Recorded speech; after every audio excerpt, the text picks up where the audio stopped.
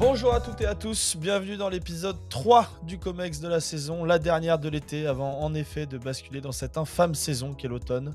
Un été qui devait être celui de la résilience pour Paul Pogba, après un retour l'an passé à Turin et une première saison quasi vierge pour cause de blessures, et marquée par des affaires extrasportives avec des membres de sa famille. La Pioche espérait enfin pouvoir enchaîner les matchs avec les Bianconeri. Après une préparation une nouvelle fois tronquée par une blessure, Pogba était de retour sur le banc turinois le 20 août dernier pour le match face à l'Udinese. Un match où il ne sera finalement pas rentré en jeu, mais au terme duquel il fut convié à passer un test antidopage. Test qui détectera finalement un taux de testostérone largement supérieur à celui normalement créé par l'organisme humain et ne respectant donc pas les normes antidopage internationales. Comme le prévoit le règlement, Pogba a donc été automatiquement suspendu par l'agence antidopage dans l'attente d'analyses plus poussées qui viendront confirmer ou infirmer cette décision. Paul Pogba encourt jusqu'à 4 ans de suspension, une peine qui pourrait toutefois être réduite si le joueur réussit à prouver qu'il n'a pas intentionnellement enfreint les règles, une situation qui s'est déjà produite par le passé. En octobre 2020, le gardien André Onana est suspendu 1 an pour avoir accidentellement pris du Lazimac, une substance utilisée pour la rétention d'eau chez les femmes qui viennent d'accoucher, ce qui était le cas de la femme d'André Onana à l'époque. Après avoir réussi à prouver que cette pilule avait été prise par inadvertance, sa peine fut finalement réduite à 9 mois ferme. Même situation chez José Luis Palomino, défenseur de l'Atalanta Bergame, qui avait été suspendu 3 mois l'an passé pour avoir pris un stéroïde anabolisant avant d'être finalement acquitté pour prise accidentelle. Des suspicions qu'on retrouve bien évidemment dans d'autres sports, le cyclisme en tête. Marqué par de multiples affaires dans les années 90 et 2000, la question a une nouvelle fois été relancée cette année, notamment suite aux performances exceptionnelles de l'équipe Jumbo-Visma, vainqueur des 3 grands tours, et sous l'impulsion notamment de son leader Jonas Vingegaard. Pourtant, depuis 2008 et l'instauration du passeport biologique permettant de tracer les moindres déplacements de chaque cycliste, ainsi que d'avoir rapidement accès à un historique des tests antidopage, le nombre de cyclistes contrôlés positifs a drastiquement diminué. Sur les 10 dernières éditions, seuls 3 coureurs ayant fini sur le podium du Tour de France ont un jour été épinglés dans leur carrière pour des problèmes de dopage. Ces 3 coureurs qui ont d'ailleurs tous été acquittés dans leurs affaires respectives. Mais le contrôle positif de Pogba est venu relancer et alimenter une théorie s'apparentant plus à du complotisme qu'à une réelle vérité scientifique. L'influenceur et youtubeur Thibaut InShape a, à sa façon, relancé le débat du dopage en France en affirmant que celui-ci fait partie intégrante du sport de haut niveau et qu'une majeure partie des athlètes de haut niveau sont aujourd'hui dopés. Là encore, des accusations qui ne s'accordent que très peu avec les chiffres de l'Agence française antidopage. Dans son dernier rapport paru en 2020, on apprend que sur les 9 676 prélèvements réalisés en France cette année-là, seuls 43 se sont révélés positifs, soit 0,5%. Les sports les plus touchés étant les sports de combat, la MMA et la boxe en tête. Le MMA, pardon, et la boxe en tête. En revanche, le cas de l'ex numéro 1 mondial Simona Halep interroge. La Roumaine a récemment été suspendue pendant 4 ans pour des irrégularités sur son passeport biologique, ainsi que la présence de Roduxate dans ses urines, une substance qui favorise l'apport d'oxygène et est difficilement détectable par les tests classiques. L'efficacité des tests antidopants peut-elle être remise en question? C'est une des questions qu'on va se poser aujourd'hui, comme bien d'autres. Par exemple, la réglementation doit-elle s'intensifier sur les produits de récupération? Peut-on réellement réussir au plus haut niveau sans ces apports? L'hyper-professionnalisation du sport encourage-t-elle ces pratiques? Ou encore, dans l'intérêt sportif, a-t-on réellement envie de savoir? Le dopage est-il inévitable dans le sport de haut niveau? C'est notre sujet du jour pour cette troisième émission du COMEX. Toujours évidemment accompagné de mes fidèles acolytes, les membres permanents du COMEX. Le premier se dope au troll tous les matins, une petite dose dans son café, pour finir par finalement s'embrouiller avec le vice-capitaine de l'équipe de France sur Twitter. Une semaine somme toute classique pour le chevalier Leplat finalement. Comment ça va, Thibaut? Ça va, hein, ça va. Je suis un peu déçu parce qu'il paraît que c'est sa sœur qui s'occupe de son Twitter, donc Ah, Maud, ouais, Maud, ça a enlevé un Maud peu de Griezmann. panache, à cette controverse qui a duré, 5 secondes. Oui, mais qui t'a valu un petit article quand même. Ça a valu une dépêche dans Le Figaro, ouais, ouais. J'ai eu peur d'ailleurs qu'ils me prennent Bizarrement, pour un dan bizarrement, Thibaut ouais, Leplat dans le pour un Figaro. pour un dangereux gauchiste. Oui, mais j'ai peur qu'ils me prennent pour un dangereux gauchiste en disant: «Oui, tu vois, je défends le travail» et cetera. J'ai eu un peu peur. Bon, on parle du dopage dans le monde du sport, mais on oublie trop facilement le monde de la finance. Comment se porte notre fournisseur officiel de cocaïne, David Guzman? parfait. El Chapo Guzman se porte, Chapeau Guzman. se Je porte l'avais à oublié merveille. celui-là. Donc voilà, non, je me porte, comme un charme après cette brillante victoire girondine en terre, valenciennoise dans Super, le Hainaut. bravo à toi. Lui, il a lu le bouquin de Clément Pernia en entier sur Alberto Contador. Il est donc légitime pour parler de dopage ce soir. Comment ça va, JB? Très bien, au moins, autant que Clément et le PSG, hein, on attend juste la fin. Magnifique. Et enfin, sa petite drogue à lui, c'est de mater des highlights de Neymar en Arabie Saoudite. Ça va, Flo, il te manque pas trop ton œil? Non, ça va très bien. Écoute, ça va très bien. La JOCR est 6e de Ligue 2 en embuscade. Alors, à égalité de points avec Bordeaux, mais c'est à la différence de buts qui sont devant, parce que il y a 2 semaines, Auxerre avait gagné 4-2 contre Bordeaux. Je ne sais pas si tout le monde s'en souvient. Et c'est C'est à ce ce qui moment-là aujourd'hui. Hein. c'est juste pour savoir. Ouais. Bah regarde, David, il écoute même plus, il a arrêté d'écouter. Pas du tout. Bon, vous l'avez compris, on va donc parler de dopage ce soir. Si vous voulez d'ailleurs participer un petit peu au dopage financier de l'association 11e art, n'hésitez pas à nous soutenir en mettant un petit billet dans notre cagnotte Hello Asso que vous pouvez retrouver évidemment sur nos réseaux sociaux, sur notre site internet. Et bon, si vous n'avez pas les capacités de nous aider, n'hésitez pas à vous abonner, à liker, à partager auprès de vos amis pour faire grossir cette énorme communauté qui nous suit et financer un petit peu les voyages de Thibaut Leplat, ce serait super. Messieurs, je vous propose qu'on bascule dans notre sujet du jour. Le dopage dans le sport est-il inévitable? Et c'est Thibaut qui va commencer aujourd'hui. Merci, mon cher Val. Très content qu'on parle de ce sujet qui me semble un sujet absolument central. Et je vais essayer de dire rapidement pourquoi et essayer de poser le problème. Alors, le dopage est-il inévitable? La question qui se pose là, c'est d'abord une sorte de paradoxe où le dopage est omniprésent dans la vie sociale, ce qu'on peut rappeler les conduites dopantes. Alors, chercher des exemples, mais un des exemples les plus connus, c'est le Viagra. Où il est bien question de performance, il est bien question de rencontres. Et pourtant, il n'est en aucun cas l'objet d'une condamnation morale. Peut-être éventuellement de sourire et de ricanement, mais ça s'arrêtera là. Quand le dopage sportif, lui, est soumis, alors je pense du Viagra dans les pratiques dopantes, mais on pourrait aller peut-être, on pourrait élargir, la consommation de Red Bull, la consommation de psychotropes, la consommation de cocaïne, la consommation de café, la consommation de Guronzan, de tout un tas de pharmacopées qui permettraient de nous aider, nous accompagner dans les épreuves de l'existence. Je rappelle par exemple que ceux qui ont passé des concours administratifs, ici présents, il y en a au moins un. Heu, moi, j'en les ai tous passés, je les ai ratés quasiment tous. Et et bien, quand tu passes un concours administratif, tu fais pas de test antidopage. On considère pas que, par exemple, consommer des amphétamines comme Jean-Paul Sartre pour écrire la critique de la raison dialectique, comme beaucoup d'étudiants en philosophie ou beaucoup d'étudiants, quand ils doivent, réviser, soit en aucun cas, ait une conséquence sur la production que tu peux avoir et pourtant, ça en a. Parce que précisément si tu peux, réviser la nuit pendant que les autres dorment, si tu peux développer tes capacités cognitives quand les autres ne peuvent pas, pourtant ça entache bien en quelque sorte ta production et pourtant dans le domaine social, ça a pas de conséquences, au contraire même. On va admirer d'autant plus ta production. Alors que dans le domaine sportif, et là où je veux en venir, c'est que dans le domaine sportif, non seulement tu as une condamnation sportive, condamnation réglementaire qui est liée à la disqualification, à une élimination, mais surtout une disqualification morale. Ça se double d'une accusation, d'une mise à l'index. Tu es qualifié de tricheur, qualifié, on n'a pas de mots, hein, pour l'athlète dopé, quand bien même, je rappelle que le dopage n'est pas interdit. Le dopage, il n'est pas interdit de se doper. Il est interdit de présenter aux Jeux olympiques et de se doper. Mais se doper n'est pas interdit. Tu as le droit de te doper chez toi. Tu as envie de prendre de l'EPO pour vider le lave-vaisselle ou ou améliorer tes performances dans ton jogging matinal, tu as parfaitement le droit de le faire. Alors, tu peux pas, il faudra nuancer techniquement, tu ne peux pas inciter au dopage, etc. Mais la pratique du dopage en elle-même n'est pas interdite. Ce qui est interdit, c'est l'usage dans le cadre de la compétition, dans le cadre d'une fédération, d'une compétition officielle. Et donc, là où je voulais en venir, c'est que le dopage sportif, en le distinguant, on peut le distinguer des conduites dopantes, en ce qu'il est doublé d'une condamnation morale très forte.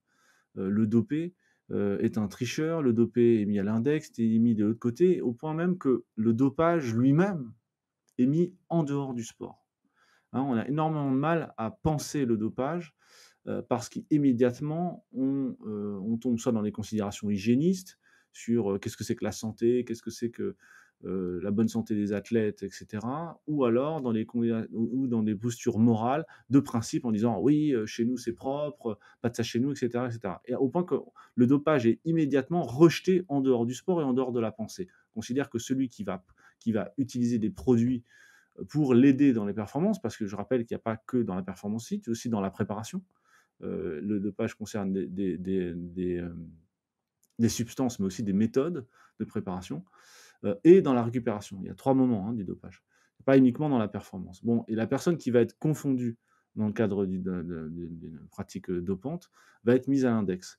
Et ce qui est intéressant à penser, c'est cette spécificité. Pourquoi est-ce que le dopage sportif est à ce point l'objet d'une condamnation morale quand les compétitions sportives vivent dans une sorte de dilemme permanent on veut voir mais on veut pas voir, on veut enquêter mais on veut surtout pas découvrir, on veut de la performance mais on veut surtout pas payer le prix de cette performance sportive. Donc, dans ce premier moment de la discussion, je voudrais présenter le dopage, sortir de cette vision purement. On pourrait revenir dans le détail sur ce que c'est que l'histoire de la notion de dopage, etc. Mais on va s'en tenir un peu pour l'instant un premier étage de réflexion. Sortir de cette impasse. Comment se fait-il qu'on soit une impasse à la fois sociale, c'est-à-dire une impasse où on est entouré par le dopage en permanence, une culture de dopage, une culture de l'aide, une culture de l'adjuvant. C'est l'histoire de la pharmacie, l'histoire de la médecine, c'est comment, en quelque sorte, se doper pour lutter contre un virus, lutter contre tout un tas d'agressions extérieures. Comment sortir de cette impasse sociale, de cette impasse aussi sportive? Comment se fait-il qu'à la fois on veuille des performances, on convoque des performances légendaires, exemplaires, et en même temps on n'accepte pas le prix qu'on a à payer face à, par exemple, 70 matchs par saison, face à 4 cols de hors catégorie dans une même étape? Comment on convoque à la fois la performance, mais en même temps on met un voile pudique sur le prix qu'il faut payer pour cette performance? Pour sortir de cette impasse-là, il faut convoquer une autre idée d'abord une idée qui a été pensée et conceptualisée par Pierre Steiner, qui est un philosophe, dans un bouquin qui s'appelle Le dopage sans du prix, où il déplace le problème de la manière suivante, où le dopage, on voit bien quand on s'en tient à une définition strictement fonctionnaliste, si je puis dire, du dopage, c'est-à-dire d'éléments réglementaires, conventionnels, sportifs, le déplacer sur le plan, pour le coup, moral, du dispositif moral, où le dopage n'est plus en réalité une affaire de technique. On va le voir après, parce que les techniques évoluent sans cesse, il y en a certaines qui sont indétectables. Qu'est-ce que c'est qu'un dopage indétectable? Est-ce que c'est toujours du dopage? Déplacer du plan technique au plan moral en se disant comment faire pour penser le dopage en tant que du-prix. Le dopage est d'abord un dispositif de du-prix, c'est-à-dire un dispositif qui cherche à masquer les causes véritables de la performance. Et que la question que pose le dopage, pourquoi le dopage est finalement incontournable et inévitable, il est inévitable au sens où il pose la question des conditions de la performance. Et que ce que cherche à faire le dopage, c'est en quelque sorte, masquer le prix à payer pour la performance. Et toute la question de la du-prix, pourquoi elle est du-prix et pourquoi c'est un dispositif en quelque sorte de dissimulation, c'est une dissimulation mutuelle. Et c'est là un peu l'originalité, à mon avis, de ce point de vue-là, c'est de dire que cette du-prix, elle est le fait des deux bancs, à la fois de celui qui dupe et de celui qui veut bien être dupé. Et c'est pour ça qu'il y a ce phénomène un peu étrange. Toi qui aimes le vélo, Val, combien de fois on entend dans les courses de vélo il est dopé, mais c'est pas grave. Ça suffit pas de se charger à l'EPO pour grimper le Tourmalet ou autre. C'est-à-dire que le dopage est même pas une objection, n'est plus une objection, parce qu'il est intériorisé comme étant le propre du sport lui-même. Et effectivement, c'est très inconfortable à penser, très difficile à penser, parce que là, effectivement, immédiatement, on voit bien qu'on a des réflexes éthiques, des réflexes moralisateurs, des réflexes hygiéniques en disant oui, mais c'est dangereux pour la santé. il y a très très peu de cas, en fait, hein, pour reprendre toutes les objections, il y a très très peu de cas qui démontrent la nocivité du dopage quand il est fait dans certaines circonstances, etc. Il y en a très très peu d'enquêtes, très très peu. Il y a des suspicions, mais il y a très peu d'enquêtes qui arrivent à le démontrer. Et moraliste en disant beaucoup de dopage se fait dans la crainte du fait que l'autre se dope. C'est-à-dire qu'il y a une espèce de contexte qui fait qu'on se dope parce qu'on s'imagine que l'autre va se doper. Et tout cela est en fait un dispositif qui essaye de lutter contre ce qu'est le paradoxe de la compétition de haut niveau, à savoir l'exigence de la performance d'un côté, c'est-à-dire l'exigence de la performance en tant qu'élément de narratif mémorable de l'exploit sportif, et de l'autre côté, l'indispensable égalité propre à la compétition. Donc, le paradoxe que vient soulever le dopage, en fait, dans cette idée-là, cette duperie sur laquelle la duperie qu'il révèle, c'est l'impossibilité à tenir ces deux axiomes ensemble, à savoir la compétition égale d'un côté, l'exigence d'égalité formelle, et l'exigence d'inégalité sur laquelle repose, de l'autre côté, la performance sportive. D'un côté, tout le monde est sur la ligne de départ, mais à la fin, il n'y en a qu'un seul qui peut gagner. Et c'est ça le paradoxe de la compétition sportive, c'est presque quelque chose d'un peu absurde dans la compétition sportive, mais que le dopage vient souligner à chaque fois qu'une affaire éclate. Merci beaucoup Thibaut. Je vais laisser David enchaîner. Tout à fait. Donc la question de savoir si le dopage est inévitable, que ce soit dans le football ou dans tout autre sport, moi je vais faire le parallèle. Mon domaine de prédilection, de profession en tout cas, le domaine financier, est filer la métaphore du gendarme et du voleur. C'est-à-dire que le dopage, c'est toujours une course, qui soit financier ou sportif, c'est toujours une course effrénée et continuelle et perpétuelle entre le voleur, donc le dopé, le fraudeur, et le gendarme. Et le voleur précède toujours, toujours, toujours le gendarme, et toujours un temps d'avance. En cas de dopage, que ce soit financier ou sportif, il y a très très peu de flagrants délits. C'est-à-dire qu'on attend le résultat décorrélé, on attend le résultat étonnant, la performance stupéfiante, pour reprendre un jeu de mots qu'avait fait Erwan Manteour au procès, auquel j'ai assisté d'ailleurs, de Willy Voet Festina en 2001, pour légiférer. Le dopage financier existe. Je ne sais pas si vous avez lu les bouquins de John Smith. Il y a un bouquin qui s'appelle Flash Boys. C'est le dopage financier, c'est aussi la manière de trading haute fréquence, de recruter des ingénieurs pour gagner des nanosecondes par rapport au marché. C'est-à-dire que d'avoir l'information des nanosecondes avant la concurrence. Donc le dopage financier existe, et le dopage financier a toujours existé. Mais comme réglementation vient toujours trop tard, et il finit toujours par être remise en question. Les premières réglementations financières, alors c'est pas du tout mon domaine, mais je vais faire un peu d'archéologie en fait dans cette présentation. C'est 1929. C'est la séparation des banques d'investissement, des banques de détail. Ça veut dire quoi? Ça veut dire qu'après le crash de 29, qui avait ruiné des millions et des millions d'épargnants, on a interdit à la banque de déposer votre argent, de pouvoir spéculer sur les marchés. Mais il a fallu attendre un crash qui a ruiné des millions d'épargnants pour que ça arrive. Le parallèle avec la loi sur le dopage en France, la première loi sur le dopage, j'ai fait des recherches, c'est la loi Herzog. C'était un ministre, un alpiniste, un ministre gaulliste, donc du général. Et il a fallu attendre plusieurs morts, c'est date des années 65, plusieurs morts, dont 2 cyclistes, pour justement reconnaître le dopage, qualifier en fait dopage. C'est la première fois que le dopage arrive dans la loi en France, mais il a fallu des événements dramatiques pour légiférer. Idem avec les lois Dodd-Frank, les lois financières, qui ont interdit, après la crise de Lehman Brothers, de spéculer sur compte propre. C'est-à-dire que vous pouvez spéculer avec l'argent des clients, mais vous ne pouvez pas spéculer sur votre bilan. Idem, il a introduit ce qu'on appelle des ratios de solvabilité. C'est-à-dire que pour une banque vous prête 100, minimum 10 sur votre bilan. Je ne vais pas vous donner un cours de finance, mais si vous voulez, l'écrasante majorité de ce que la banque vous prête, elle l'emprunte elle-même sur les marchés. Idem, en France, je refais le parallèle avec les lois sur le dopage sportif. La deuxième loi, il a quand même fallu attendre plus de 30 ans et une énorme évolution du dopage pour que la seconde loi qui traite de ce sujet arrive en France. C'est la loi Bambuc et elle vient pourquoi? Elle vient à la fin du dopage de RDA et elle vient suite au scandale de, Ben Johnson. Donc en France, on commence à se dire, dans les années 80, il y a du dopage qui est Et institutionnalisé avant les JO de 92. exactement. Il y a avant les JO d'Albertville, c'était dans l'optique de cleaner, de nettoyer un peu le sport français ou le sport en général avant les JO d'Albertville. On sort d'une décennie des années 80 où le soupçon de dopage était absolument partout et j'en viens justement, je finis ma présentation, du soupçon.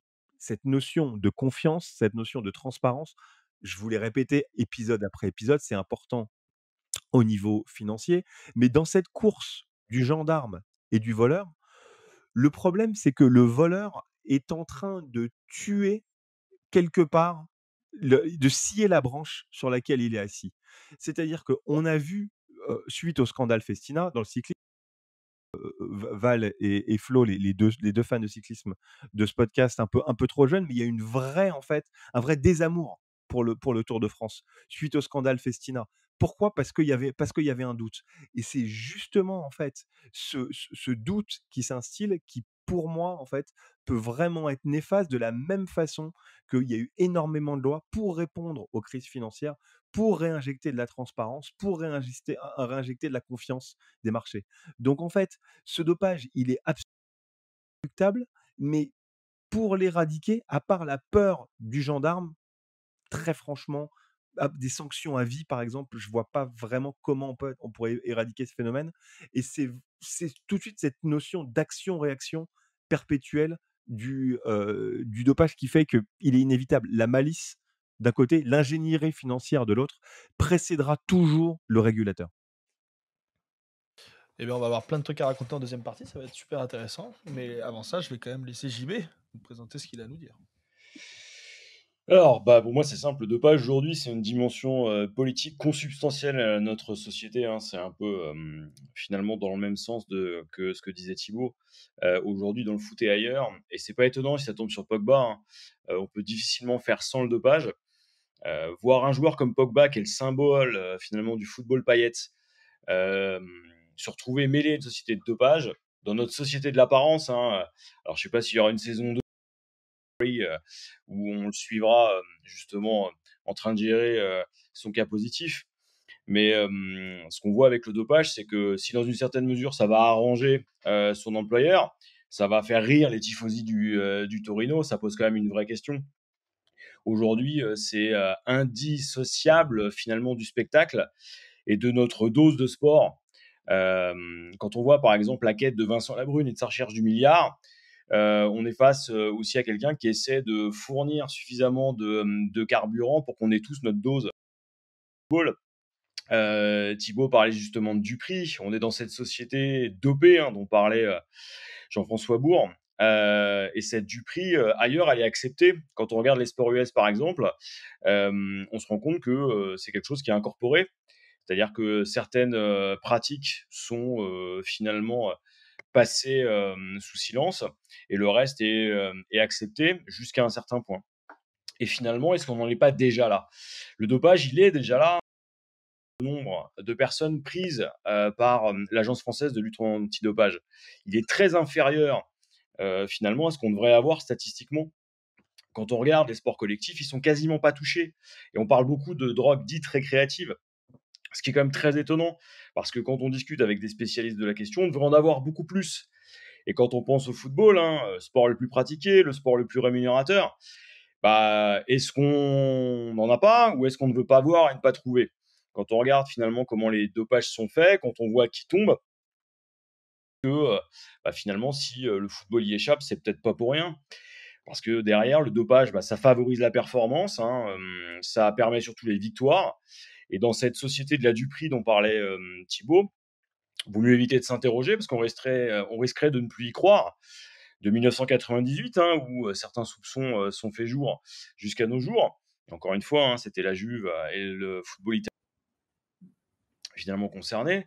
De l'Arabie Saoudite aujourd'hui à certaines La Juve, c'est performances. 2001, mais 98, il y a l'affaire Festina exactement en même temps. Enfin, Ouais, puis il y a Parme. juste après. Oui, il y a Parme. Il y a Parme aussi. Et ce qu'on voit derrière, c'est qu'il y On a une soupçonne, culture. pour le dire, JB, il faut dire qu'il n'y ait pas eu de contrôle sur l'équipe de France pendant la Coupe du Monde. Voilà. C'était documenté, ça. Ce qui est assez intéressant, c'est de voir justement que cette question du dopage, elle se pose. Aujourd'hui, par exemple, qu'est-ce qui pourrait empêcher l'Arabie Saoudite d'utiliser le dopage finalement de manière politique au travers du football et du reste? Parce que quand on regarde les territoires où les contrôles antidopage se produisent, on se rend compte que le golfe arabo-persique y échappe. Si vous regardez par exemple tous ceux qui sont tombés, en tout cas dernièrement, on se rend compte qu'on a plutôt des joueurs qui sont inconnus, des joueurs qui sont issus de territoires secondaires. Regardez par exemple, je suis allé faire un petit tour sur les 4. On se rend compte qu'on a un gardien de la Côte d'Ivoire qui a été pris pour consommation de trimédazyline. On a un international de Djibouti qui avait 21 ans. On a un joueur du Salvador, mais on n'a pas de personnes issues des très grandes sélections. Alors c'est vrai que Font-Romeu, hein, ça permet beaucoup de choses, et il y a beaucoup de questions qui se posent autour de Font-Romeu. Quand on sait exactement que pour en bénéficier, il faut rester au moins 3 semaines. Beaucoup s'interrogent, par exemple, sur certaines pratiques qui ne sont pas dopantes. Sur les globules, c'est ça, Font-Romeu? Il y a énormément de dispositifs aujourd'hui qui sont utilisés par les joueurs et que les joueurs mettent en avant, hein, alors qu'on sait que scientifiquement, c'est compliqué. Il faudrait demander à Deschamps, parce que dans toutes ces affaires-là, il a toujours été là. À Marseille, hein, souvenez-vous des fameuses petites pilules, en 98 et ailleurs. Il y a une culture aussi du dopage et du silence autour de ça. Et quand on regarde les grandes sélections, moi, j'ai pas oublié les performances de l'Espagne, par exemple, mondial. On voit que le niveau de ses performances athlétiques croît au fur et à mesure de la compétition. Et il ne court jamais autant qu'en finale, ce qui normalement est l'inverse. Mais bon, il n'y a pas que l'Espagne. Hein. On pourrait reprendre par exemple la Sbornaïa, l'équipe russe en 2018. Elle réussit un tournoi exceptionnel, hein, puisqu'elle va jusqu'en quart de finale, d'ailleurs en battant l'Espagne. Et ce qui est très intéressant, c'est de voir qu'ils courent 2 fois plus sur leur match de lors de la totalité des matchs, des 10 matchs qui ont précédé. Alors bon, c'est évidemment la motivation et pas du tout ce qu'ils ont pris à ce moment-là. Ce qu'on voit derrière, c'est que le dopage, quand on ne veut pas le trouver, il suffit de regarder les dotations de la FLD, l'Agence française de lutte antidopage. J'ai regardé, c'est 6 millions d'euros. 6 millions d'euros, ça fait pas beaucoup. Hein.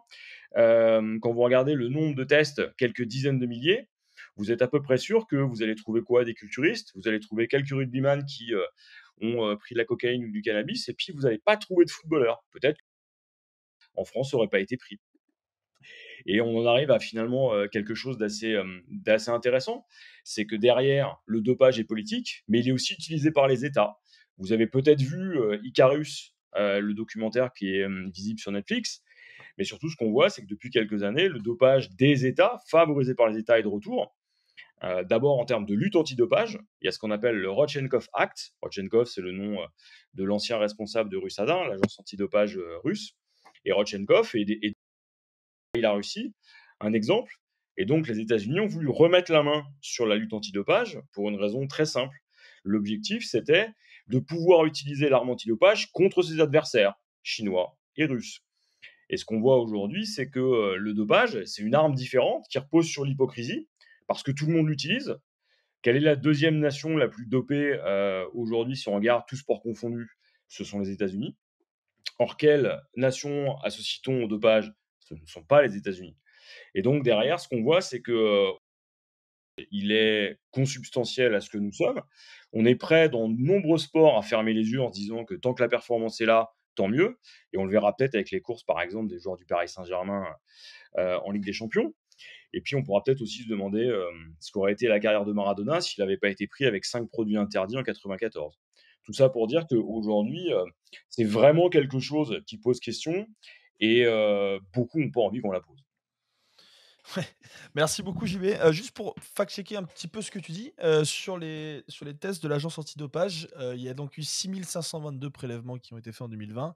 Sur les 6 522, il y en a 1 059 qui ont été faits dans le cadre du football. Donc on peut en effet s'interroger sur, Et je me l'investissement qui est fait là-dedans. Vas-y, je me permets juste aussi, tu parlais de sélection africaine sur le dopage. Il y avait eu le cas de Onana, le gardien camerounais, qui avait été contrôlé positif il y a 2 ans, il me semble. Ouais, que j'ai cité dans mon introduction.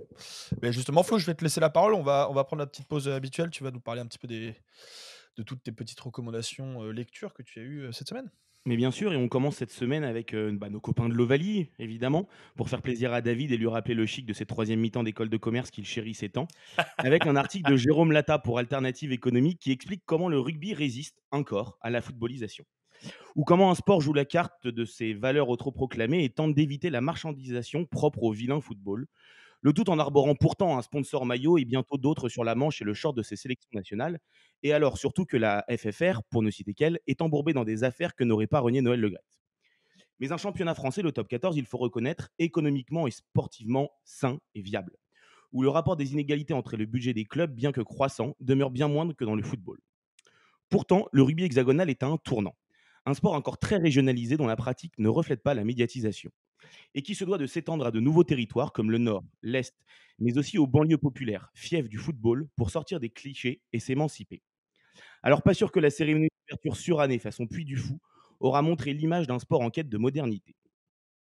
Sinon, puisque tout ne tourne bien évidemment pas rond dans le foot non plus, on a pu apprendre, via SoFoot et de la bouche de William Martucci, directeur des opérations de l'Union des clubs européens, qui a pour but de défendre l'intérêt des petits clubs professionnels, que le football serait de moins en moins juste. À l'image de l'ECA, géré par Nasser El Khelaifi et qui serait soi-disant élitiste. Bon, c'est vrai qu'un syndicat qui représente seulement 400 membres sur plus de 1500 clubs pro en Europe, dont seulement 137 ont un droit de vote sur les décisions qui comptent pour l'avenir du foot européen, et parmi lesquels les voix des 6 principaux championnats comptent autant que celles des 49 autres réunis, bon, on arrive finalement avec 24 clubs élitistes réellement décisionnaires au final. De toute façon, on a bien compris dès le début, Nasser El Khelaifi représentant un syndicat, c'est un peu comme Édouard Philippe invité à la fête de l'UMA. On n'y croit pas. Ah bah si, putain, mais si, ils l'ont fait. Décidément, le Parti communiste, ça a bien changé. Tu me disais, JB, à l'époque, les communistes, c'était autre chose. Il n'y a qu'à voir Staline. Bon, merci JB, on en parlera plus tard. Hein. Mais c'est vrai qu'il faut reconnaître que le PC français sous Fabien Roussel, en termes de transition, c'est au moins aussi rapide que l'OGC Nice, Bilal Hassani ou le JDD. Allez hop, Camoulox, c'est gratuit. D'ailleurs, Thibaut, j'avais une question pour toi. C'était comment ce petit week-end musique et débat avec tes copains babos dans le 9-1 ? Tu crois que je t'ai pas vu avec ton Sarwell et ton t-shirt Mitran Fort 2027 ? Juste à côté du stand de JB, soutien à Georges Ibrahim et Kassim Abdallah. Ah, ça vous change des crampons et des shorts. Hein. Mais tu sais, je t'ai démasqué, Thibaut, quand j'ai vu la programmation des débats. Régis LB, l'insertion sociale pour l'emploi, un testeur d'innovation sociétale et sociale. Bon, j'avoue, j'ai regardé, ça a bien pris quand tu as expliqué l'exemple de réinsertion d'un ancien détenu dans un cadre professionnel créatif et exploratif. Mais quand l'ex-prisonnier de retour au turban est un ancien accusé de viol, j'ai vu, t'as perdu l'auditoire. T'es passé de la force tranquille au changement, c'est maintenant, tout était parti. Ouais, c'est dur. Vous l'aurez donc compris, Benjamin Mendy est de retour sur les terrains de Ligue 1 après 25 minutes encourageantes, voire même décisives, lors du nul entre Lorient et Monaco. Le temps pour lui de se faire acclamer par le moustoir comme si de rien n'était. Et ce, malgré les collages dans la ville portuaire la veille de la rencontre, comme le raconte Mathieu Pellicard pour le Télégramme. Bon, en tout cas, Thibaut, je peux te dire un truc, t'as passé un bien meilleur week-end que notre ami David. Obligé de se réjouir des victoires du club de basket de Saint-Quentin pour renouer avec le goût de la victoire en première division. Bon, David, il faut qu'on te dise un truc, tous, on en parlait un peu. Déjà que tu nous emmerdes avec tes matchs des Girondins contre des bourgades de province qui n'intéressent que les copains sociologues de Thibaut. Si en plus tu surenchéris avec les résultats de Pro ou de BetClick Elite, comme on dit maintenant, là, franchement, ça va pas le faire. Moi, Val, il me l'a dit en off. Hein. En tant qu'expert en financement structuré, il préfère encore insister en Zoom à tes réunions du GRI Club que subir ton débrief des pages sport de l'Aide Nouvelle. Bon, allez, on quitte ce sport de préau qui joue sur un parquet ciré pour reparler affiche. Non, JB, je te rassure, on ne va pas reparler de la programmation de la fête de l'humanité. Je sens bien que ça commence à te tendre. Et puis toi, a priori, l'humanité, ça fait 10 ans que tu donnes dedans avec les enfants tous les jours de la semaine de 8h30 à 17h30. Je te l'avoue, t'as ta dose. Quand je dis, entre parenthèses, hein, quand je dis que tu donnes dedans, pas de mésentente, je parle de ton dévouement pour l'éducation et l'enseignement. C'est pas au sens polanskiesque du terme. Non, je voulais bien parler des affiches de matchs de l'Olympique de Marseille. Ah, tu vois, je sens que tu retrouves le sourire. C'est vrai qu'il y a quand même peu de choses aussi drôles que l'OM. Quoique, Val, tu voulais peut-être rajouter quelque chose, non ? Non, ça va. Je te Ça va ? laisse finir ta chronique. Ouais, je suis bien, t'inquiète. Bon, plus sérieusement, Anthony Alice pour EcoFoot nous a encore offert un très bel article sur la nouvelle dimension des affiches de match du club olympien. Une mise en valeur authentique de l'identité marseillaise, un clin d'œil appuyé à l'adversaire, le tout en travaillant avec des artistes locaux talentueux, on va dire. Il faut dire que le travail mené par le club est plus que réussi sur la com, ce qui lui permet d'enregistrer une visibilité record sur les réseaux sociaux. Marseille avant match, c'est du sérieux, du solide, du vrai. Alors, je ne sais pas vous, mais moi, j'attends désormais vivement les affiches d'après-match de l'OM pour voir la gueule que ça pourrait avoir et vivement dimanche prochain. Et si l'Olympique de Marseille n'est pas au mieux, ce n'est rien par rapport à l'Olympique lyonnais, qui a présenté son nouveau coach Fabio Grosso ce lundi. L'occasion pour John Textor de remettre un petit taquet par derrière à Jean-Michel Aulas, en remettant la responsabilité du début de saison catastrophique sur l'état des finances et du budget présenté par la direction précédente. Pourtant, Val, il me le disait l'autre soir avec ses mots, ou plutôt ses consonnes, mais ça c'est une autre histoire, il ne comprend pas pourquoi il n'y a pas de sous au vu de l'argent que lui, il dépense à l'Olympique. J'ai eu beau avoir tout le mal du monde à lui expliquer qu'il dépensait ça dans un petit bar de Saint-Ouen, situé juste en face de Bauer, où il passe tous ses vendredis soirs, il n'a rien voulu savoir. Enfin, autre club qui va mal, Everton, 18e de Première Ligue. Et les Toffees devraient à nouveau se battre cette saison pour ne pas descendre. Une situation à laquelle s'ajoutent surtout d'immenses difficultés économiques puisque le club cumule les dettes, jusqu'à 450 millions de dettes depuis 2019, si bien que la menace d'une disparition plane au-dessus de Goodison Park, comme l'écrit Philippe Auclair pour Eurosport. Ce qui vaut à l'autre club de Liverpool, le Petit, d'être désormais dans le viseur du fair play financier de Première Ligue, pourtant pas le plus regardant, payant ainsi ses choix sportifs et des mercatos dispendieux, mais aussi l'invasion de l'Ukraine par la Russie et les sanctions imposées par le gouvernement britannique contre l'oligarque Alisher Ousmanov, qui se cachait à peine derrière Farhad Moshiri, l'actionnaire majoritaire d'Everton, pour investir dans le club. Et auquel surtout s'ajoute désormais le projet du nouveau stade, dont les travaux ont démarré alors que la facture est passée en 2 ans de 350 à plus de 800 millions d'euros. Un club à la dérive qui attire les vautours, comme le font 777 Partners, dont la reprise ne serait qu'un emplâtre sur une jambe de bois. Alors, jambe de bois, David, c'est une expression. Nul n'a envie de te rappeler le choc de tes premières douches collectives après l'entraînement avec tes coéquipiers. Non, mettre un pansement sur une jambe de bois, c'est une métaphore, comme un remède un peu inutile mais qui rassure. Un peu comme des passionnés qui parlent de foot français sans avoir un grand impact sur la déliquescence de ce dernier. Alors messieurs, vivement mardi prochain. Merci beaucoup Flo, merci, c'était super. Bravo. Et merci d'annoncer à tout le monde mon programme de vendredi soir. Je vous donne rendez-vous tous à l'Olympique, on y sera avec Flo. Donc, Ouais, Contre Avranches, c'est ça? exactement. Contre Avranches, ouais, tout à fait, exactement. Et bien merci encore Flo pour cette revue de presse. On va basculer dans la deuxième partie avec un petit résumé avant tout ça de tout ce que vous avez dit en première partie, qui fut très riche. Thibaut, à la question du dopage est-il inévitable, tu réponds que c'est un paradoxe car aujourd'hui le dopage est omniprésent dans la vie sociale. Tu donnes l'exemple du Viagra, je ne sais pas pourquoi tu donnes cet exemple-là, mais apparemment Je l'ai lu, hein, il était très très je le parle. cher. Ouais. Oui. Et qu'aujourd'hui il n'est quasiment jamais sujet qu'aujourd'hui le dopage dans la vie sociale n'est quasiment jamais sujet à des jugements moraux ou judiciaires. Tu donnes l'exemple par exemple de quand on passe un concours administratif, qu'il n'y a pas de test, tu peux développer tes capacités cognitives quand tu veux, sans sanction. Alors que dans le sport, il y a une disqualification sportive et surtout morale. Et tu poses la question de pourquoi cette spécificité dans le sport, pourquoi le dopage sportif est-il sujet au jugement moral? Et tu donnes une réponse en disant qu'il faut convoquer une autre idée. Tu donnes un exemple de Pierre Steiner, c'est bien ça si Pierre Steiner, ouais, Pierre je vois Steiner, pas.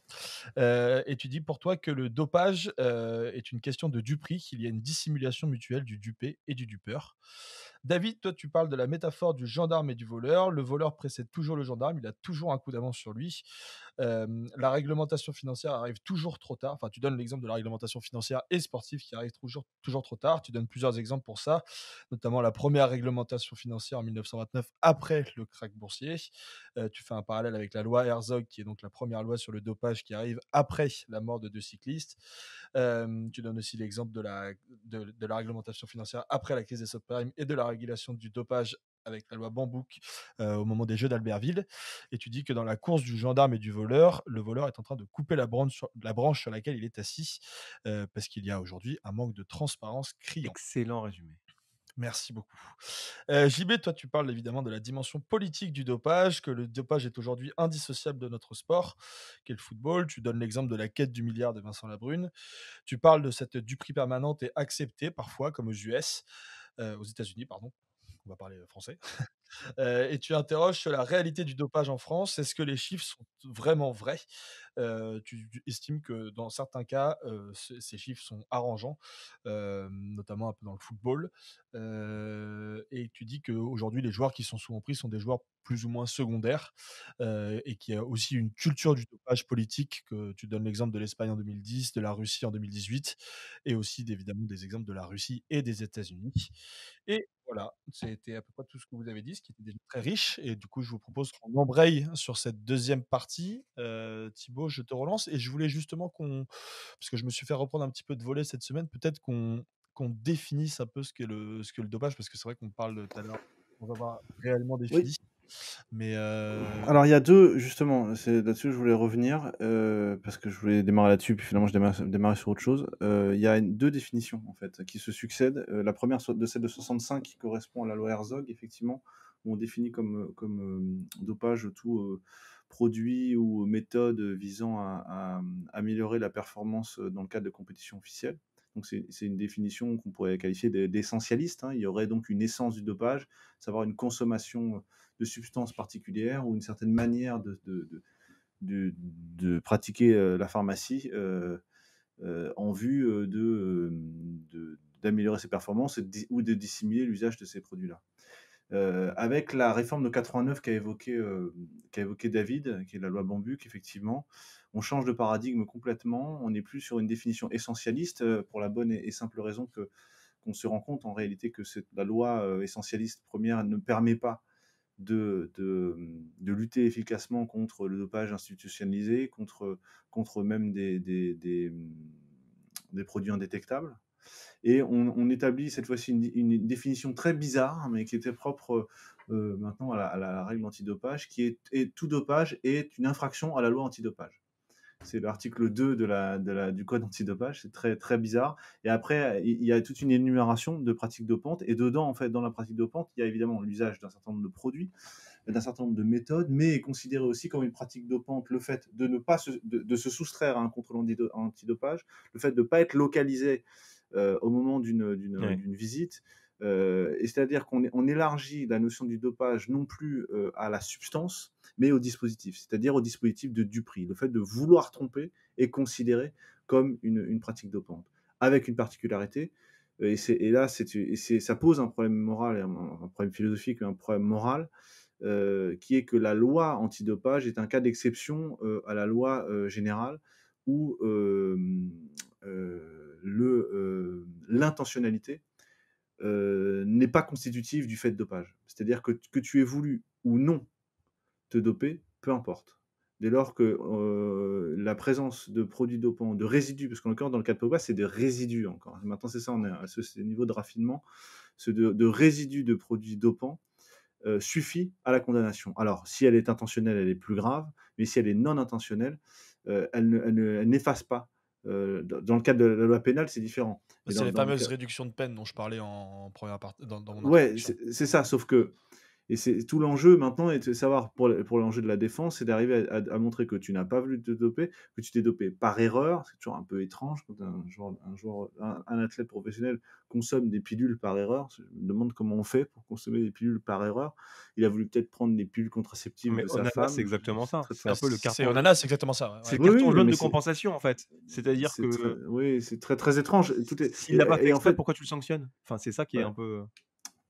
Mais tu le sens, en fait, parce que la loi, le code antidopage sanctionne, c'est la présence de la Oui, bien sûr. substance qui pose problème.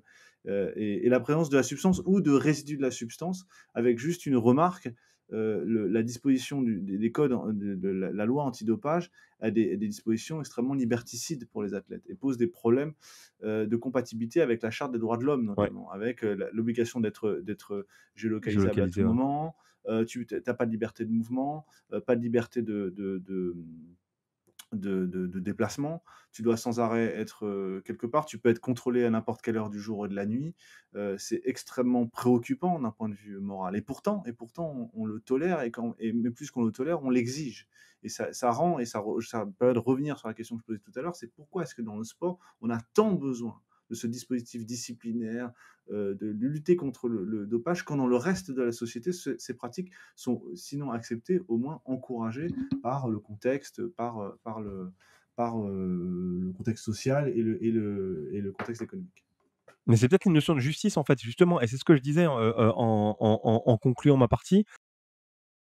Dans le est-ce que tu ne penses pas, ça c'est une question ouverte, que justement enlever toutes les barrières de contrôle, je sais que enfin, c'est pas ce que tu préconisais, mais au dopage, ce serait pas aussi, dévaloriser la pratique du sport? C'est-à-dire ne pas inciter en fait, avoir un impact négatif sur la pratique du sport, dans le sens où, il y aurait toujours un doute sur le résultat et on aurait encore plus un doute exacerbé en fait sur le voisin, même au niveau amateur et justement en fait, pour moi, on est obli on parle de la glorieuse incertitude du sport, mais pour moi, ce serait très, très, très, très, très dangereux justement de légiférer ou d'autoriser le dopage ou en tout cas ne même si c'est cosmétique, la lutte pour le dopage, pour, la vente ou pas la non-vente de l'incertitude du sport, pour moi, ce serait quand même quelque chose de très, très, très dangereux.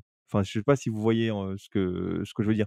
Ils sont de faire semblant de le combattre, à minima, à Après, là, minima. on parle peut-être de dopage comme on l'entend, où vraiment il y a un but d'améliorer la performance, mais Thibaut faisait référence notamment à maintenant, c'est vraiment les résidus de produits qu'on considère dopants. Par exemple, quand on Avec une liste qui s'actualise, tous Bien les sûr, ouais. ans, et de exactement, liste de substances et de méthodes. Parce que tu as certaines substances que tu peux ingérer d'une certaine manière. Par exemple, les corticoïdes, tu peux les ingérer d'une certaine manière et pas d'une autre. Tu peux pas les injecter. Par exemple, les bains de glace, donc que font tous les joueurs mmh, maintenant, ont exactement le même effet que les la anti-inflammatoires. cryo. Voilà. La cryothérapie a exactement le même effet que les corticoïdes. Simplement, l'injection de corticoïdes est interdite alors que les bains de glace, eux, sont autorisés. Mais ça a exactement le même effet. Mmh.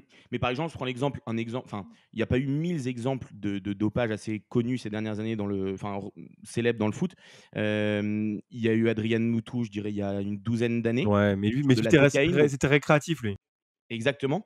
Mais je trouve justement pour parler de ces usages récréatifs qui, mine de rien, suspendent les athlètes, on se souvient aussi de Richard Gasquet dans le tennis, il y a des évolutions de l'autre côté de l'Atlantique qui sont intéressantes. Je reviens pas sur ce que disait JB sur vraiment les substances dopantes pour améliorer la performance, où en fonction des pays, la législation est pas forcément la même. On voit aujourd'hui dans la NBA, et c'est demandé par les joueurs et par les coachs, la demande à ce que le cannabis ne soit plus considéré comme des produits pouvant être considérés comme dopants. Bien évidemment, c'est compliqué. Alors, sur des questions de douleur, ça pourrait l'être, mais voilà, il y a vraiment cette volonté des joueurs, et la NBA est en train d'infléchir sa position pour permettre l'usage récréatif de cannabis et que ça ne soit pas considéré comme des produits dopants. Alors que le cannabis, quand tu regardes, si en France il est considéré comme devant être dans la liste, c'est parce qu'il permet justement de détendre l'athlète et de le préparer à des situations de stress. Bien sûr. Et c'est là où c'est problématique parce que il y a un moment donné, c'est un signal social que tu envoies aussi, c'est une normalisation. Alors après, tu as un Français sur deux qui en consomme, donc bon, ça pose d'autres questions. Mais le dopage, moi, ce qui est intéressant, le dopage de manière assez traditionnelle avec des injections, alors qu'on est dans l'ère de l'homme augmenté. Quand vous regardez les caissons hyperbares, par exemple, des uns et des autres, quand vous regardez aujourd'hui la multiplication des opérations chirurgicales, ce qu'on est capable de faire avec avec des personnes en situation de handicap. Je pense à Pistorius, par exemple, qui était capable de challenger des gens au niveau mondial jusqu'à l'équivalent des quarts de finale d'un championnat du monde. Ça pose quand même beaucoup de questions. Est-ce qu'à un moment donné, on va devoir perdre aussi cette dimension d'exemplarité, ou alors à ce moment-là, l'intérêt complètement? Quand vous êtes un athlète transgenre, par exemple, la question, elle se pose. Quand vous êtes un athlète avec euh, une hyperthyroïdie, par exemple, c'est le cas de Semenya, vous avez ce problème-là. Euh, Aujourd'hui, on demande des choses aux sportifs qu'on ne demande pas aux autres. Tu parlais de la société de transparence tout à l'heure, Thibaut, c'est ça. Aujourd'hui, vous pouvez être localisé H24. C'est-à-dire que si, par exemple, David était sportif, je pourrais venir le spotter chez lui à 3 heures du mat. Je pourrais lui demander de se géolocaliser alors qu'il est en train d'aller regarder dans un bar je ne sais quel match de Bordeaux, ou de truquer les comptes d'une société quelconque. Bon, euh, ça pose question quand même. Est-ce qu'on demanderait ça à, je ne sais pas, moi, Bolloré, par exemple? Est-ce qu'on demanderait ça à je ne sais quel acteur Bon, moi, ça me gêne de plus en plus. C'est effectivement c'est pour ça que le dopage me semble être un débat éminemment sportif. Qu'il ne faut pas le mettre en dehors du sport, c'est précisément la question du sport lui-même. Qu'est-ce qu'on demande aux sportifs? Et effectivement, je crois là, il faut faire une distinction entre les sociétés démocratiques et les sociétés non démocratiques. Dans les sociétés démocratiques, le sport a une fonction et ça je réfère aux études d'Alain Ehrenberg, de spectacle de l'égalité. C'est une mise en scène de la méritocratie, pour faire vite. C'est d'ailleurs la métaphore qu'on utilise sans arrêt en cours. C'est-à-dire, c'est quoi? C'est la ligne de départ, la métaphore de l'égalité républicaine. Tout le monde doit avoir les mêmes chances sur la ligne de départ, qui est une absurdité, parce que quand même, tu serais sur une ligne de départ tous les jours, on n'a pas les mêmes préparations, pas les mêmes entraîneurs, pas les mêmes constitutions, mais le sport joue à cette égalité-là, joue à l'égalité formelle, hein, quelque chose c'est la différence entre l'égalité formelle et l'égalité réelle, hein, c'est une distinction de Marx d'ailleurs, et le sport met en scène l'égalité formelle. Et en même temps, il la résout par l'inégalité réelle, c'est-à-dire l'idée que le plus fort va l'emporter. Ça, c'est une aporie. Une aporie en philosophie, c'est un paradoxe, une impasse à laquelle la société démocratique est en permanence confrontée. Et elle demande au sport de la résoudre, symboliquement. Le temps d'une course, le temps d'un match, le temps d'une compétition. Et plus la société se démocratise, plus la règle du sport devient sacrée. La règle de l'égalité devient sacrée et plus l'intolérance à l'égard du manquement à cette règle-là devient inacceptable. Mais dans les sociétés non démocratiques, ce n'est absolument pas le cas. C'est pas du tout. Tu parlais tout à l'heure de l'Arabie Saoudite, mais il y aura du dopage en Arabie Saoudite et ça ne posera de problème à personne. Parce que ce n'est pas une société démocratique. Exactement comme en RDA, ça ne posait de problème à personne que les joueurs soient dopés. Pourquoi? Parce que tu jouais pour la grandeur de la RDA. C'était la preuve de la supériorité de la science est-allemande. C'était la preuve de la supériorité du gène est-allemand. Parce que la question du dopage n'est plus un problème quand tu n'es plus dans une société égalitaire. Et donc, ça pose la question des conditions formelles de la compétition. Et effectivement, c'est pas un hasard qu'on se est confronté à la Russie poutinienne dans la question du dopage, qui le traite avec une désinvolture énorme, effectivement, parce que c'est pourquoi les mecs ne respectent pas les traités internationaux. Alors, je veux dire, le code antidopage, ça lui en touche une sans faire bouger l'autre. Et c'est parfaitement cohérent, c'est parfaitement logique, en fait. Et donc, ça repose la question de ces structures imaginaires, de cet imaginaire normatif qui constitue le sport de haute compétition. C'est-à-dire, c'est un imaginaire, une structure imaginaire auquel on a besoin de croire pour la faire exister. Et d'où la question du soupçon. Et c'est pour ça que nous, dans nos sociétés, la question du soupçon est mortifère, parce qu'elle détruit le pacte du sportif, qui est le pacte de l'égalité. Mais je le répète, quand on est en Russie, quand on est en Arabie Saoudite, l'égalité, c'est un truc de dégénéré. C'est quelque chose qui n'est absolument pas un sujet. La question de savoir qui va être le plus fort, il est dopé, mais heureusement, il a les meilleurs entraîneurs, les meilleurs médecins, les meilleurs... Pourquoi pas? Pourquoi il ne se doperait pas? Dans une société où l'égalité n'est pas une valeur, pourquoi l'un ne profiterait pas des avantages qu'il peut avoir? Donc, ce qui est intéressant là, ce que tu disais, JB, et je voulais te répondre là-dessus, c'est que ce sera une bonne nouvelle quand en Arabie Saoudite, on se préoccupera du problème du dopage. Ce sera une bonne nouvelle quand on se dira, dans notre championnat, on ne peut pas accepter que certains joueurs passent au-delà des contrôles antidopage, que ça devienne un sujet pour la fédération saoudienne, sera un vrai sujet, pas un sujet comme nous on essaie de le traiter avec plein d'imperfections, mais un vrai sujet politique. Ce sera à mon sens une bonne nouvelle quand ces pays-là se poseront cette question-là. Pour l'instant, à mon avis, on en est très loin et je ne veux pas jeter la pierre, quoi que ce soit, sans mauvais jeu de mots, mais je ne crois pas que dans les sociétés non démocratiques, c'est toi qui as l'esprit mal tourné. Je pensais à une référence à l'évangile. Voilà. Dans une société, en l'occurrence, l'évangile, c'est la réponse à la lapidation d'une femme, donc c'est rien même. Donc, ce que je veux dire, c'est que le problème du dopage pose des impasses, nous passe face à une impasse dans les sociétés et disent beaucoup sur notre obsession sportive et notre imaginaire complètement nourri, imbibé d'égalitarisme. Donc voilà, j'ai cassé totalement la dynamique du débat. Je m'excuse. Non, mais moi, ce qui est intéressant aujourd'hui, c'est que je pense que le mouvement de bascule est en train d'aller dans l'autre sens. C'est-à-dire que ce qu'on pourrait éventuellement espérer comme changement dans des sociétés autoritaires et libérales, on y assiste dans une société démocratique, c'est-à-dire face aux besoins de performance, à la nécessité de voir nos milieux courir 12 km par compétition, on va accepter des choses. On va demander, par exemple, aux sportifs français d'aller chercher des médailles. et c'est des démocraties qui l'instaurent. Et aujourd'hui, quand on regarde, par exemple, le nombre de difficultés qu'on a dans nos championnats, dopage, surentraînement, et cetera, on participe de ces stratégies toxiques, au sens large du terme et de la violence faite sur les enfants, pour obtenir en passant par, la pression psychologique qui est exercée sur les athlètes, on est aussi sur ça. C'est-à-dire que la recherche absolue de la performance, sans forcément regarder les conséquences ni les implications, quand on voit le rugby par exemple, c'est fou. Là, quand on regarde la coupe du monde, quand on voit les gabarits, quand on voit les chocs, il vaut mieux pas croiser un Sud-Africain, sur un terrain en ce moment, parce qu'à un moment donné, on aura de vraies difficultés. Et la question du dopage, pose ça aussi. Tu parlais du mythe du sport tout à l'heure avec son rapport à l'égalitarisme, mais il y a aussi cette question-là qui se pose. On en attend beaucoup, on en attend trop, ça dit beaucoup de ce que nous sommes, mais plus que tout, on voit aussi glissement de nos sociétés démocratiques vers finalement un tout spectacle qui arrange tout le monde. C'est le MMA et l'UFC. À terme, est-ce que si on laisse les gens choisir entre voir des matchs finalement où il n'y a pas de baisse physique, comme c'est le cas en Ligue 1 quasiment au bout de 3 minutes de jeu,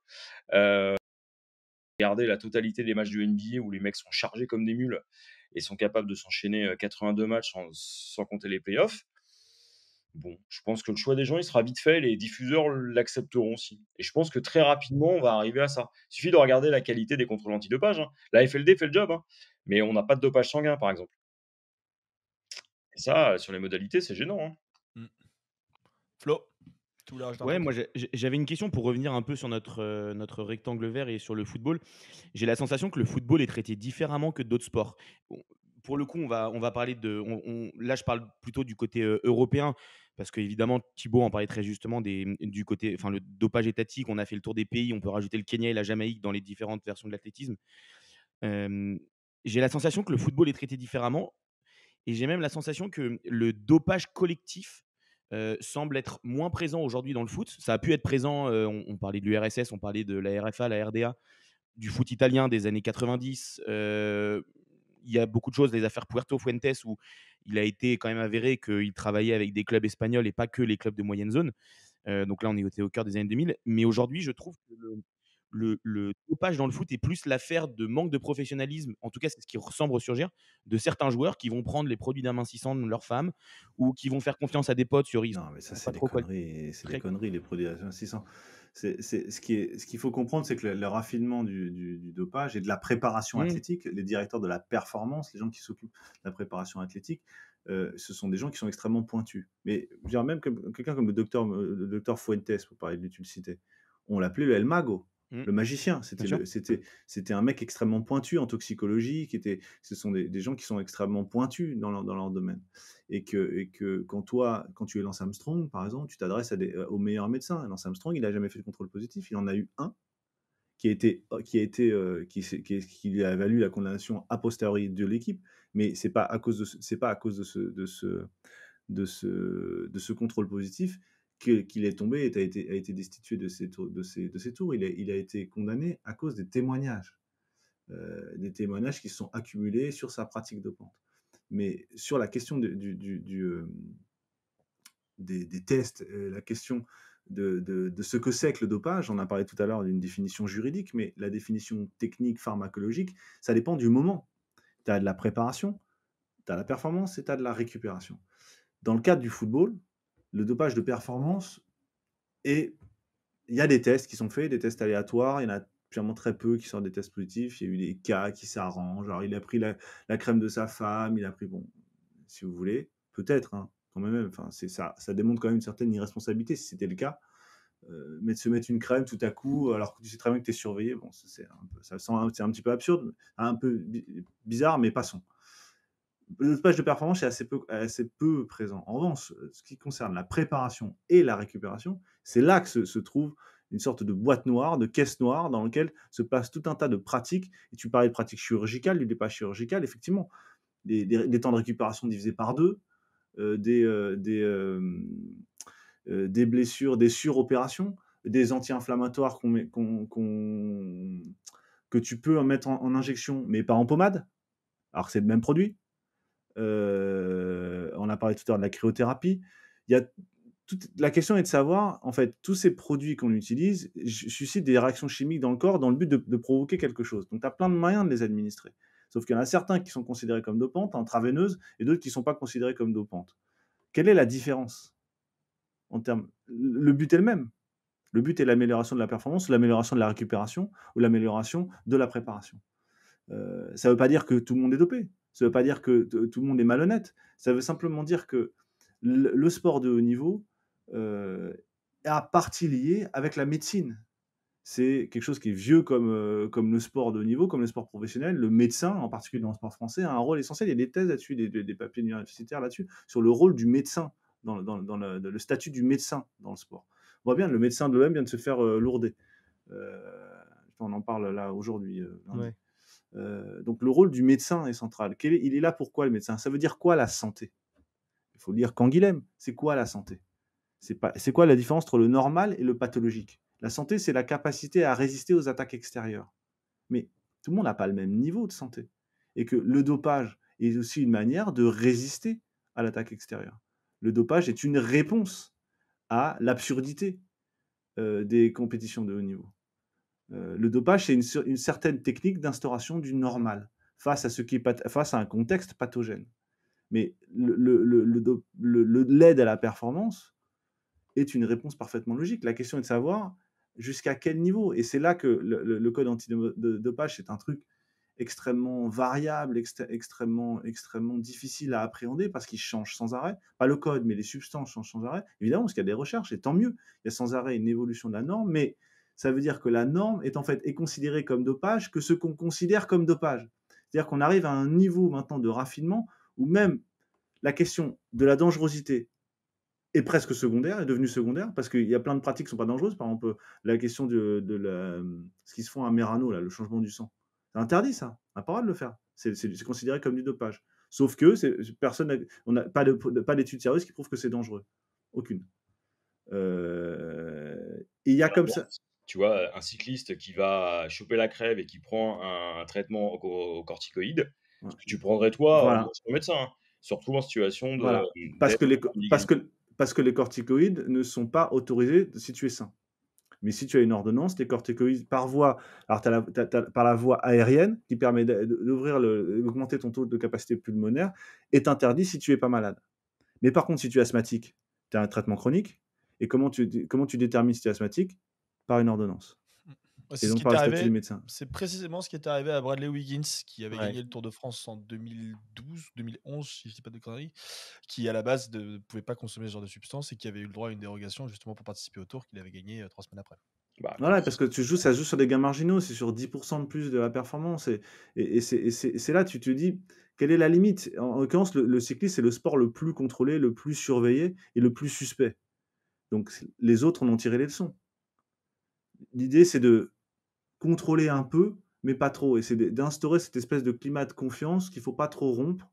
Mais ça demande, ça se comprend. Moi, je ne veux pas avoir une espèce de théorie du complot, etc. Je dis simplement que la lutte antidopage, les gens qui la font sont des gens remarquables, je n'ai absolument aucun doute là-dessus, sur la probité, sur la nécessité de ce travail-là. Simplement, si on élargit la vision, on se rend compte que ce qui est malade, c'est pas le sportif, c'est l'existence même du sport de haut niveau. Et je dis pas que c'est mal, mais c'est comme l'amour, c'est dangereux pour la santé, ou il y a autre chose, le sport de niveau, c'est dangereux pour la santé. Il faut accepter cette idée-là. C'est dangereux pour la santé. Simplement, nous, on aime bien parce que c'est du divertissement, parce que ça fait des histoires incroyables, ça a une vertu philosophique très importante. Mais c'est dangereux pour la santé. Tu vois Et que les donc, comme c'est dangereux conséquences pour la santé, voilà. neurologiques et cérébrales du jeu de tête, en fait, avec les anciens ballons au Royaume-Uni. Tu as énormément, en fait, qui sont atteints de De déficience, démence, de ouais, de démence démence même, sénile. en fait, à des âges hyper tôt. Donc enfin, après c'est pas autant que La difficulté, c'est qu'on n'arrive pas à établir de lien de causalité direct. Donc, on est sans arrêt même sur toutes les études liées aux conséquences du dopage. Il y a une étude sur les footballeurs américains. Ouais. C'est très difficile d'établir des liens de causalité parce que c'est sur des temps très longs. Même sur les chocs, c'est pareil, ils ont du mal Voilà. à causer et Donc, les ce qui fait compagnies que quand d'assurance toi, tu es poussent pas non plus. sportif, mettez-vous dans la tête d'un sportif. Mettons l'aspect moral de côté, purement utilitaire. Mettez-vous à la place d'un sportif. Parce que moi, j'avais appelé le complexe d'Achille. C'est-à-dire, tu as quelqu'un qui va te dire, Moi, je suis le spécialiste mondial de l'aide à la performance. Tel produit n'est pas dans la liste antidopage. C'est un nouveau produit qu'on a créé. Tu peux le prendre. Je te donne en plus quelque chose qui va le masquer. Tu es sûr à 100% de ne pas être détecté. D'ailleurs, je te le dis toi, mais un tel le fait aussi. Qu'est-ce que tu fais? Et en plus, il y a des études très sérieuses, aucun risque pour la santé, tu peux l'éliminer. C'est d'ailleurs un produit que prend ta femme pour Bah, faire. ça va être, en fait, ça va être, Et c'est là que mais ça l'argument de va la être ma femme revient. recommandation, C'est que, mais enfin, oui, les femmes reprend la pilule, machin. Toi, qu'est-ce que tu fais? Et la question, c'est ça, c'est une question purement de dilemme moral. mais bien sûr. Qu'est-ce que tu fais? Mais Tim Montgomery, enfin, ça va être ma recommandation, donc je vais pas aller trop en avant, mais Tim Montgomery, il explique hyper bien dans un documentaire que je vais donner en recommandation. Vraiment, il explique assez limpide, de façon complètement ouverte.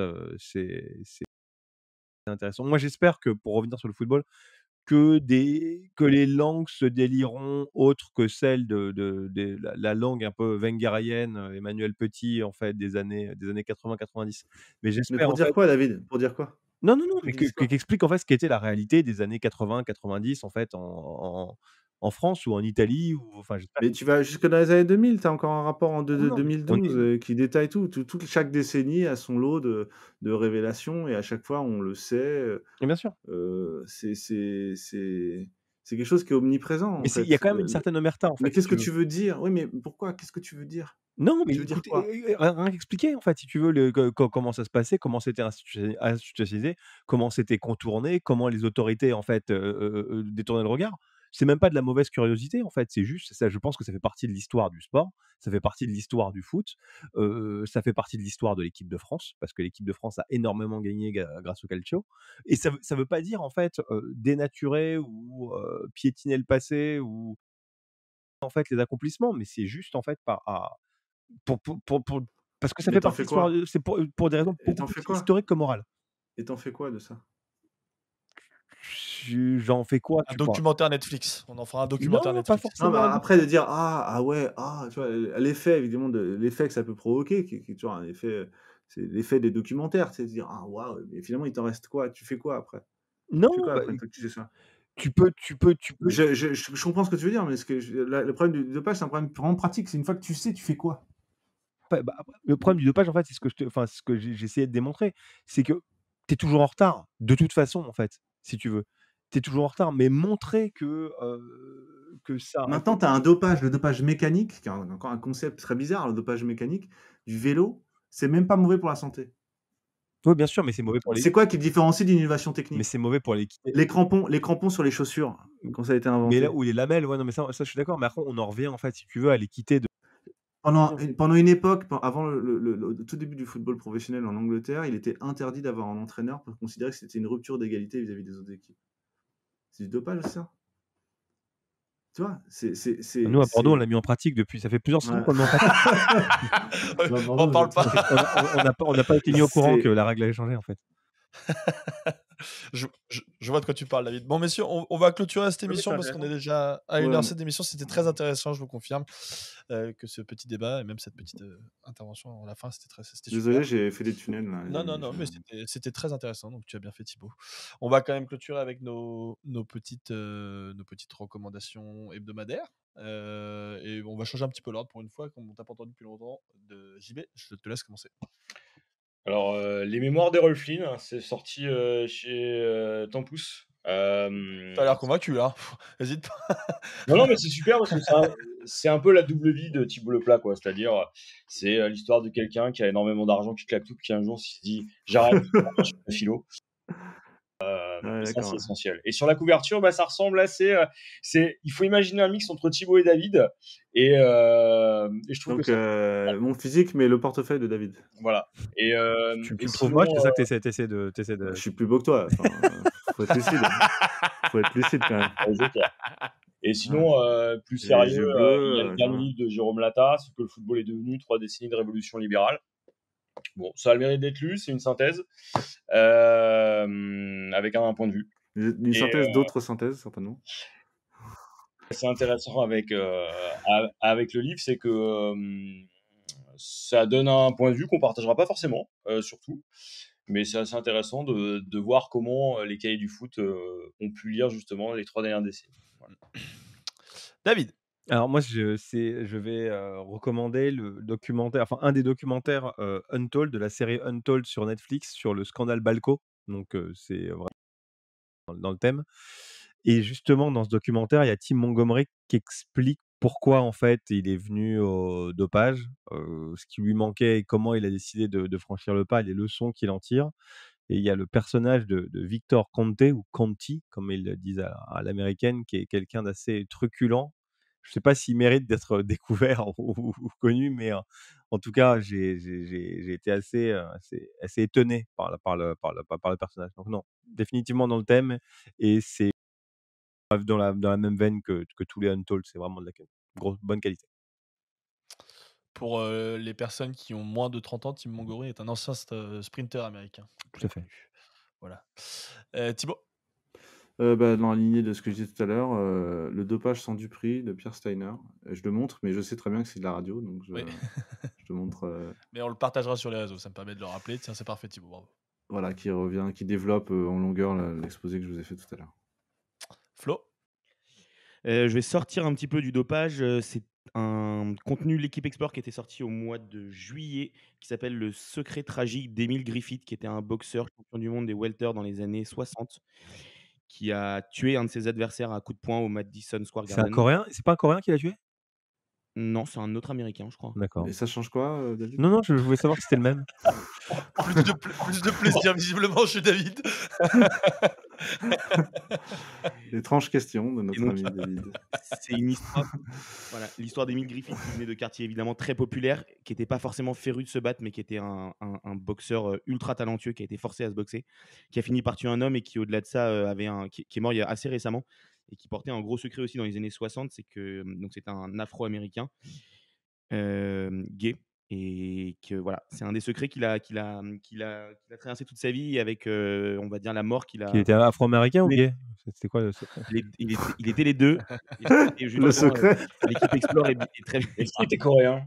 non, il n'était pas coréen, et l'équipe Explore explique justement tout ça, où c'était, Arrêtez, putain, ce podcast va s'arrêter.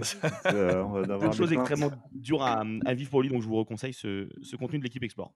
On aura peut-être plus de commentaires qu'à l'habitude, parce que pour l'instant, c'est calme. Merci. On va pas se mentir. Oui, bon, écoute. C'est normal. en plus, c'est pas les vrai, gens parce méditent. Les gens méditent. On voit pas les commentaires YouTube, mais on a des gens qui nous demandent les recommandations régulièrement. D'accord. Voilà, je te le dis. D'ailleurs, je recommande l'histoire de la boxe de Alexis Finolenko qui revient sur Griffith, notamment un grand classique des amateurs de boxe. Double recommandation, parfait. Et moi, comme j'ai passé un peu le week-end à picoler, j'ai pas énormément de trucs culturels à vous recommander, mais du coup, je vais vous faire une petite recommandation que j'ai l'habitude de faire, qui est destinée à la communauté lyonnaise. C'est d'aller suivre éventuellement les lives de Sirius Charlie, que vous connaissez probablement sur Twitter, qui a un avis très aiguisé sur l'OL et très pointu, et je suis d'accord avec 99% des analyses qu'il produit sur sa chaîne Twitch. Il est aussi, tous ses lives sont aussi dispo sur YouTube, si je dis pas de bêtises, et voilà, c'est vraiment super, donc je vous conseille d'aller les suivre. Sirius Charlie. Messieurs, merci beaucoup. Évidemment, on sera de retour la semaine prochaine pour un nouveau sujet. D'ici là, n'hésitez pas à nous soutenir en participant sur notre cagnotte Helloasso. Tous les liens sont disponibles sur notre site internet et sur nos réseaux sociaux. Et sinon, n'hésitez pas à liker, partager, retweeter tous les mots en « et » que vous connaissez. Ça nous aide évidemment beaucoup. Les gars, merci encore et on se retrouve la semaine prochaine. Allez, ciao, ciao.